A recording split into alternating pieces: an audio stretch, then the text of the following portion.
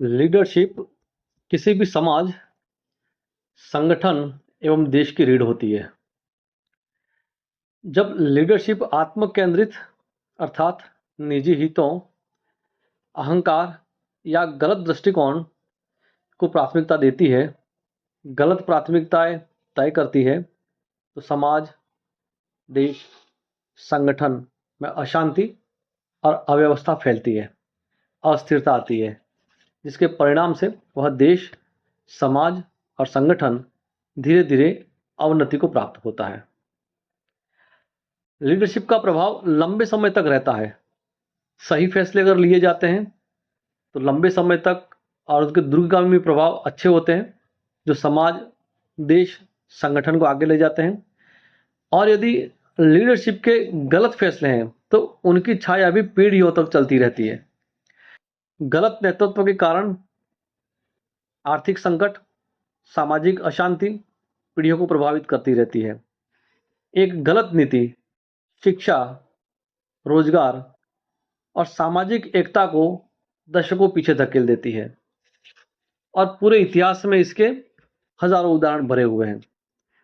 हम हमारे पड़ोसी देशों में भी देख सकते हैं, जिन्होंने एक गलत निर्णय, एक गलत नीति पर, एक रॉन्ग लीडरशिप का अनुसरण किया और वो आज दिन तक उसका खामियाजा भुगत रहे हैं।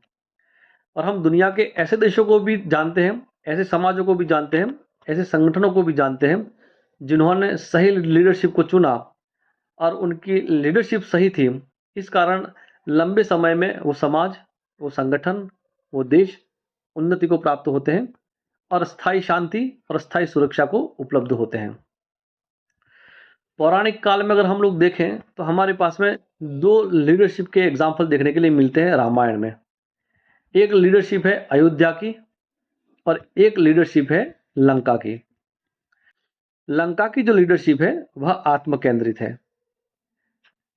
जैसा कि हम सभी पौराणिक कैरेक्टर्स के आधार पर जानते भी हैं, रावण बहुत अहंकारी था, उसको अपने ज्ञान पे बहुत घमंड था और वह अपने देश, अपने परिवार और अपनी जाति के लिए सर्वस्व न्यौछावर करने में आगे रहता था, और साथ ही निजी इंद्रिय तृप्तियों को लेकर के भी और अपने दृष्टिकोण को ही परम मानना, किसी की भी सलाह न सुनना, ये उसका नजरिया था।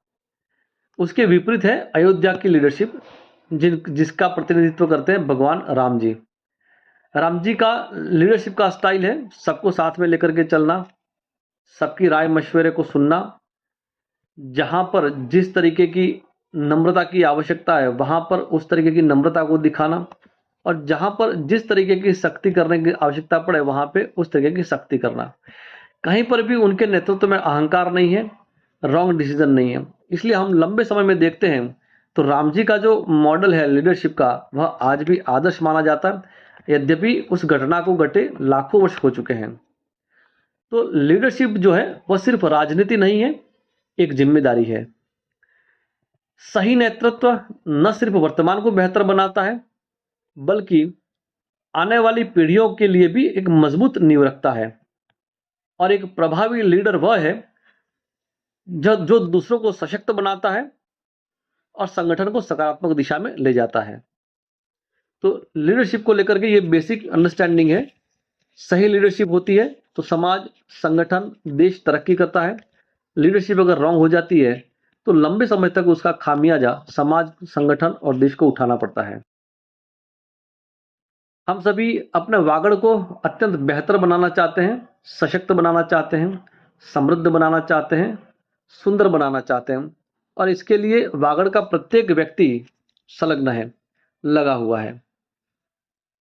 तो वर्तमान में वागड़ की जो आवश्यकता है उनको देखते हुए आप इस वीडियो के कमेंट में अपनी राय दे सकते हैं कि वागड़ की प्राथमिकताएं आपके अनुसार से क्या हो सकती है।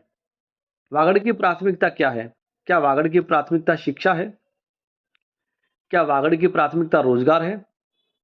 आपको क्या लगता है, वागड़ में किसी भी धार्मिक, सांस्कृतिक जागरूकता के आंदोलन चलाने की आवश्यकता है, या आपको लगता है कि वागड़ में एक नई ही शासन व्यवस्था का प्रादुर्भाव होना चाहिए? क्या वागड़ की प्राथमिकता बिल प्रदेश है? जरूर अपनी राय आप कमेंट में व्यक्त करें।